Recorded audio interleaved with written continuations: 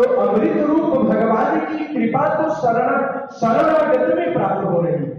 भगवान कपिल की कृपा कब प्राप्त होगी? शरणागत भाव में प्राप्त। चल रहे हैं अभिवाद्याभिवाद्यामि तव हत्वा विघ्न करामि। पिता को प्रणाम किया, साष्टांग दंडवत किया है, पिता की प्रदक्षिणा की है, यज्ञ की प्रदक्षिणा की है, यज्ञ के आचार्य की प्रदक्षिणा की है, चरणों में प्रणाम किया है। तब असमंजस पुत्र श्रीमान अंशुमान जी उस घोड़े को लाने के लिए चले, और जब पूर्वोत्तर दिशा में देखा तो साष्टांग दंडवत किया है। अपने उन पिता चाचाओं की दशा को देखा, घोड़ा को देखा, तो अंशुमान महाराज ने सोचा कि कोई अपराध किए, वैसे तो भक्त है और भगवान के चरणों में साष्टांग प्रणिपात किया है। दिव्य कृपा भगवान ने कृपा की है और कहा ले जाओ। यज्ञीय पशु को ले आते हैं और सगर महाराज का वो यज्ञ संपन्न होता है। इसलिए हे राम जी, हे राम जी, ये सगर का जो वंश है महान पवित्र वंश है। इसी वंश में बड़े बड़े मेधावी प्रतापी राजा। श्री राम जी ने कहा महात्मन, हमने सुना है गंगा की कई धारा हैं। विश्वामित्र महाराज ने कहा धर्मात्मा राम, गंगा की कई धारा है। भागवत में 2 प्रकार की गंगा की धारा का वर्णन हुआ। पंचम स्कंध में गंगा की 4 धारा का वर्णन हुआ। प्रथम स्कंध में गंगा की 7 धाराओं का वर्णन हुआ, जिसको सप्त स्रोत कहते हैं। कहते हैं महाराज, गंगा की 7 धारा बिंदु सरोवर से निकलती है, लेकिन कब निकलती? जब अपने पुरखों को, पितरों को तारने के लिए अंशुमान ने साधना की, सफलता नहीं मिली। महाराज दिलीप ने बहुत तपस्या की, समाप्त हो गए, तो सफलता नहीं मिली। अंत में श्रीमान भगीरथ महाराज तपस्या करने के लिए गए। अंशुमान ने 30,000 वर्ष तक तपस्या की। सगर महाराज ने 30,000 वर्ष तक पृथ्वी पर शासन किया है और शासन करके अंशुमान असमंजस को राज्य सौंप करके चले गए। असमंजस ने कई हजार वर्ष तक साधना की, फिर अंशुमान को राज्य दे दिया। अंशुमान ने प्रयास किया गंगा जी को लाने के लिए, आचार्यों की अनुग्रह से सफलता नहीं मिली। श्रीमान दिलीप की बारी आई। दिलीप राज्य शासन में इतना व्यस्त थे, इच्छा तो थी कि गंगा जी आ जाए, लेकिन साधना नहीं कर पाए और 32,000 वर्ष की शासन काल की पूर्णता में श्री महाराज दिलीप का देहावसान हो गया, शरीर शांत हो गया। तो श्रीमान भगीरथ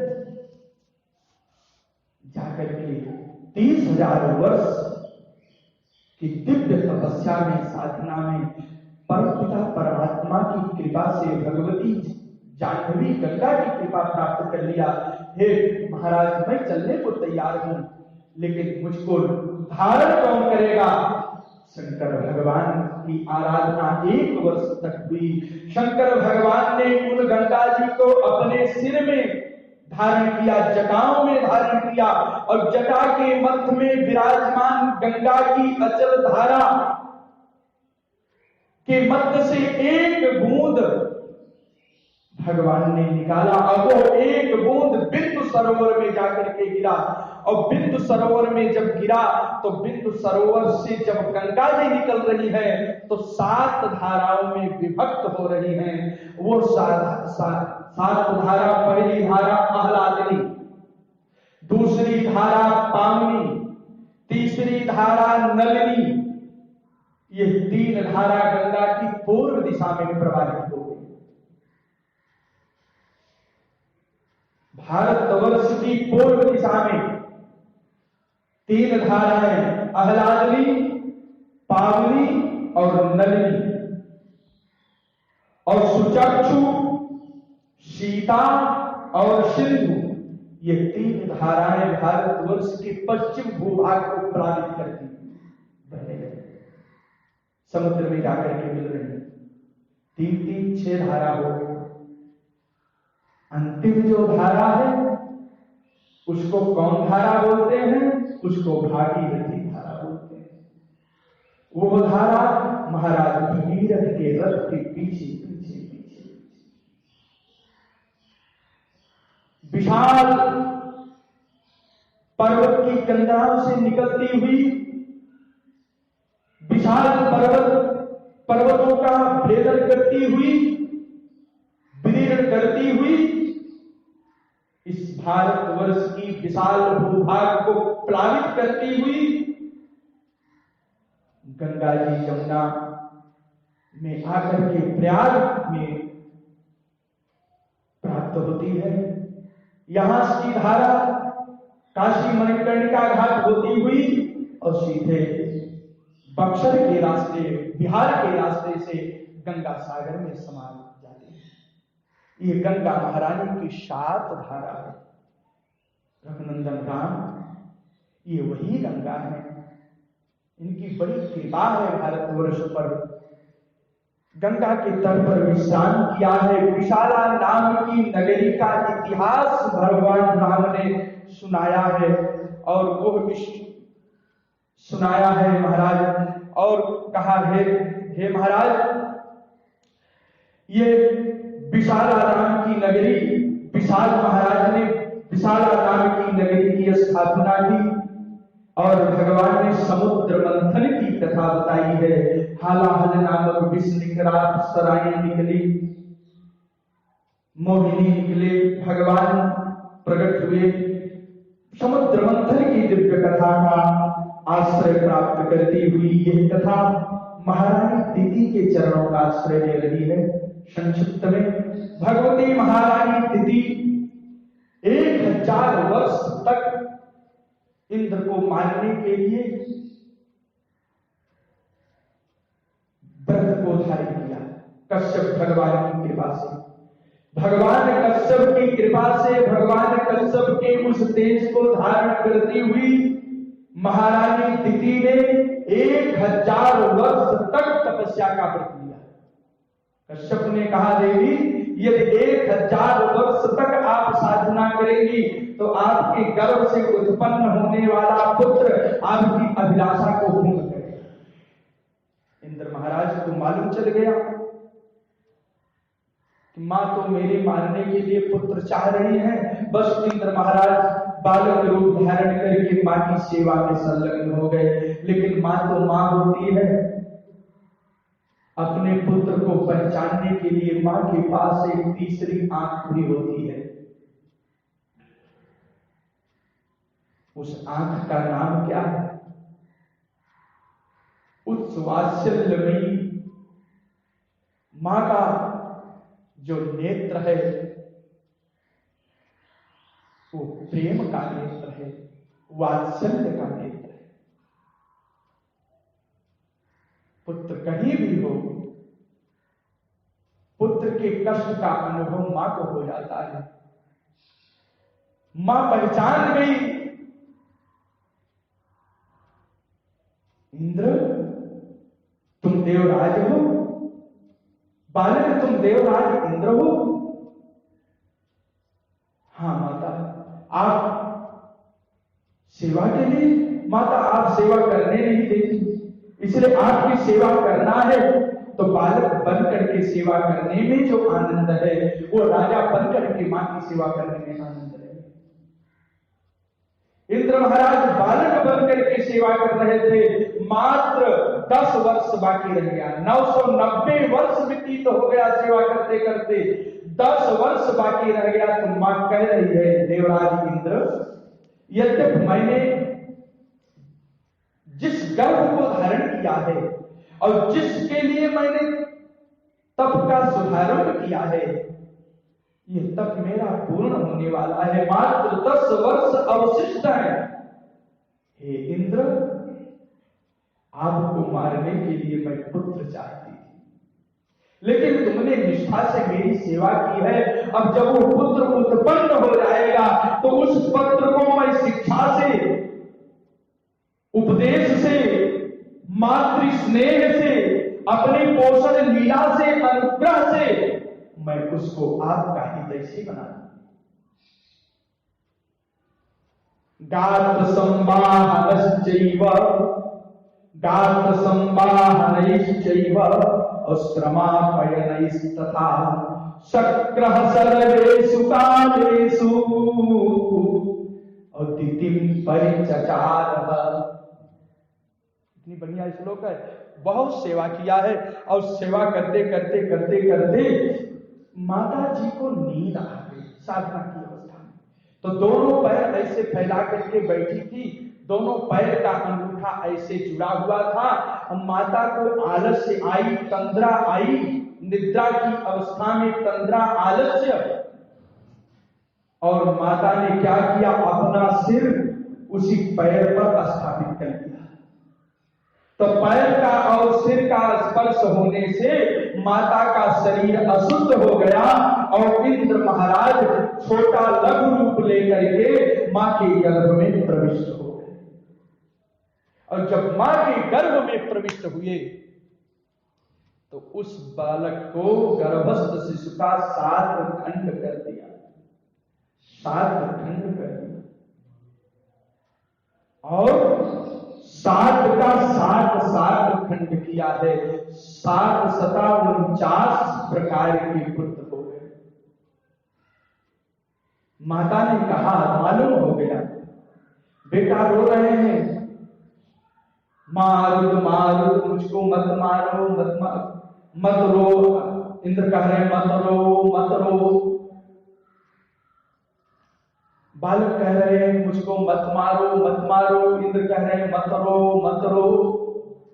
कष्ट हो रहा है, इसलिए मारुद मारुद कहने से इनका नाम हो गया मारुद। 4 प्रकार के मारुद। माता दिति को जानकारी हो गई। दिति ने कहा, बेटा इंद्र, यद्यपि मैं उनको मित्र तो बना देती, लेकिन तुमने अनर्थ कर दिया है, लेकिन अब उनको तुम मित्र बना दो। तो 7 सता 49 पे 7 मुख्य है और 7 के साथ साथ हुए। तो माता ने अपने पुत्रों को 7 श्रेणी में विभक्त किया। प्रथम 7 को माता ने ब्रह्मलोक में निवास दिया, विचरण करने का। दूसरे 7 को इंद्रलोक में विचरण का सामर्थ्य प्रदान किया, आशीर्वाद दिया। तीसरे तृतीय गण 7 के 7 गण है। तो प्रथम गण ब्रह्मलोक, द्वितीय गण इंद्रलोक और तृतीय गण को वायुलोक में विचरण करने का आशीर्वाद मां ने प्रदान किया। शेष जो 4 गण हैं, सात्विक 21 हो गए, और शेष जो 4 गण हैं, उन 4 गणों को सब जगह विचरण करने का आशीर्वाद दे दिया और कहा, इंद्र तुम इनको अपना मित्र बना लो। विचरिष्यन्ति भद्रम ते देवरूपास्तमात्मजा।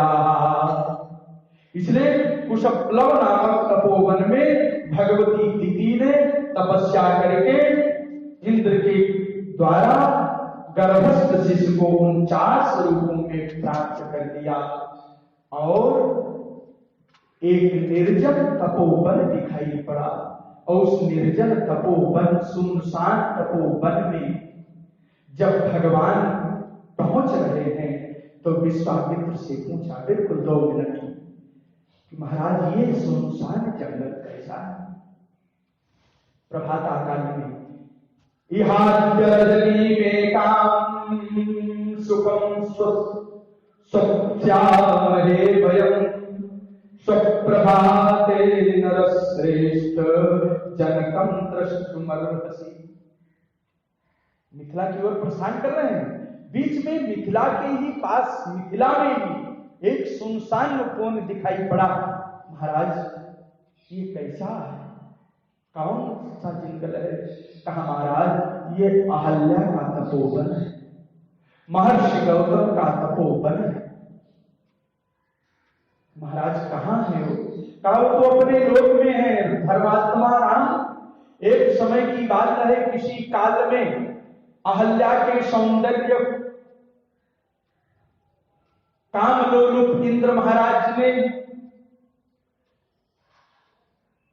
पातिव्रत धर्म को नष्ट करने के लिए कामलोलुप सौंदर्य लोलुप चोर की भांति आकर के अपने इंद्र स्वरूप में अहल्या के सामने प्रकट हो गए। उस समय चंद्रमा का साथ लेकर के अर्धरात्र की वेला में महाराज को मालूम चला कि प्रातः काल हो चुका है, गंगा स्नान के लिए चल पड़े। तब इंद्र महाराज सामने आ गए और कहा मैं देवराज इंद्र हूं, हे देवी मैं आपकी कृपा चाहता हूं। महारानी अहल्या को यह मालूम चल गया कि स्वर्ग के राजा देवराज इंद्र हैं, जान करके भी अहल्या ने अपराध कर दिया, जिससे महाराज के कोप का भाजन बनना पड़ा। महाराज ने श्राप दे दिया इंद्र महाराज को कि जाओ तुम नपुंसकता को प्राप्त कर जाओ, तुम विफल हो जाओ। विफल शब्द की अच्छी व्याख्या है हमारे शास्त्रों में। गोविंदराज जी ने तिलक टीकाकार ने विफल शब्द की व्याख्या बहुत बढ़िया की है। यहाँ तो बहुत समाज है, लेकिन विफल का एक सारांश कि आप विफल हो जाएं, पुनः आप इस अपराध के योग्य हैं, ये इतना सारांश समझ ले। आप इस अपराध के योग्य हैं, आप विफल हो जाए। श्राप दिया और तू पाषाण हो जा। सुनसान जंगल में गौतमो महातेजा अहल्या सहिता। लेकिन आज परमात्मा राम आज की कृपा प्राप्त करके अहल्या सुखी होना चाहती है। आप अपनी कृपा करो। उस निर्जन वन में, उस मिथिला के उपवन में, सुनसान जंगल में, निर्जन स्थान में परमात्मा राम कृपा कर रहे हैं। हमारे बहुत से आचार्यों ने बहुत बढ़िया बढ़िया भाव दिया है। दास तो महासमुद्र का संतरण कर रहा है। महासमुद्र, राम कथा तो महासमुद्र है। पंडित एक श्रीमान जगत गुरु ने एक भाव दिया है कि पदरज पावन राम तुम्हारी। हे राम आपकी पदरज कितनी पावन है। अब ही सदगति भई शिला अवही अब। मैं देख रहा हूं, जगत गुरु जी ने लिखा, निम्बार्क पीठाधीश्वर बहुत पुराने परशुरामाचार्य जी थे। गीता प्रेस के कल्याण पुस्तक में सन 1900 दशक, लगभग 60-70 साल पुरानी कल्याण की पुस्तक खुदास ने पढ़ा था। वही पद वहां पर उनको प्राप्त हो गया था। पदरज पावन राम तुम्हारी, सदगति भई शिला अवही अब। सदगति भई शिला अवही अब। देखी परम पावन ऋषि नारी। पदरज पावन राम तुम्हारी। हे राघव आपके चरण में कितनी जादू है, कितना पवित्र चरण रज है, तो चरण कितना पवित्र हो।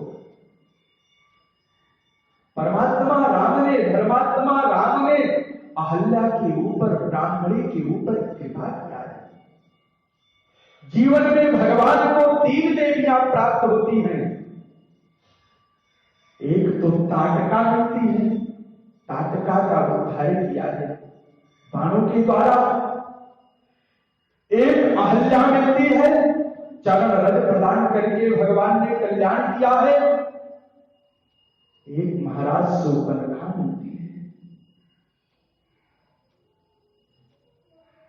भगवान ने उसका उद्धार किया है। सतोगुणी, रजोगुणी, तमोगुणी आचार्यों ने आधान किया है। तो ये सतोगुणी ब्रह्मर्षि, ब्रह्म कन्या है, ब्रह्मर्षि पत्नी है। परमात्मा राम ने गुरु के आदेश से, निर्देश में, उपदिष्ट में आदिष्ट होकर, उपदिष्ट होकर पावन चरण रज को समर्पित कर दिया है। अहल्यानंद हो गई। मुनि श्राप जदीना अति भल कीन्हा, परम अनुग्रह में माना।